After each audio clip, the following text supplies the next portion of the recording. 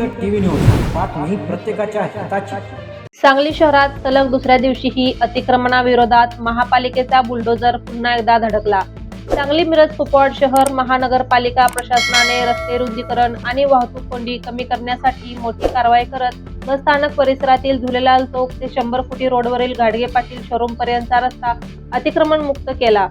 या मोहिमेत रस्त्याच्या दुतर्फा उभारण्यात आलेले सुमारे 22 अनधिकृत ओटे आणि शेड जेसीबीच्या सहाय्याने जमीनदोस्त करण्यात आले। यामुळे दीर्घकाळापासून अडथळा ठरत असलेला रस्ता अखेर मोकळा झाला असून अनधिकृत व्यवसायधारकांचे धाबे दणाणले आहेत।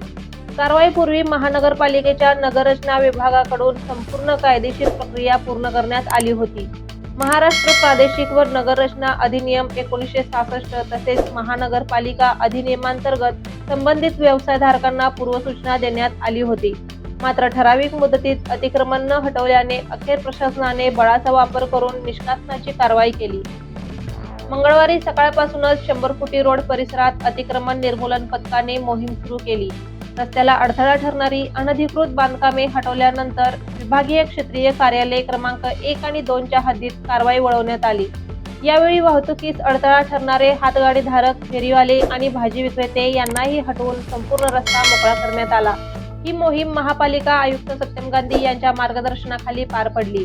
कारवाई दरम्यान उपायुक्त, अतिक्रमण निर्मूलन पथक, नगररचना विभागाचे अभियंते व कर्मचारी तसेच स्वच्छता निरीक्षक आणि मुकादम उपस्थित होते।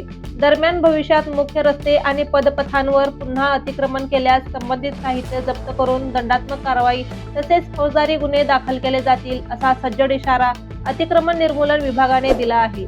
शहराचे सौंदर्य अबाधित राखण्यासाठी आणि वाहतूक सुलभ करण्यासाठी नागरिकांनी सहकार्य करावे असे आवाहन प्रशासनाने केले आहे।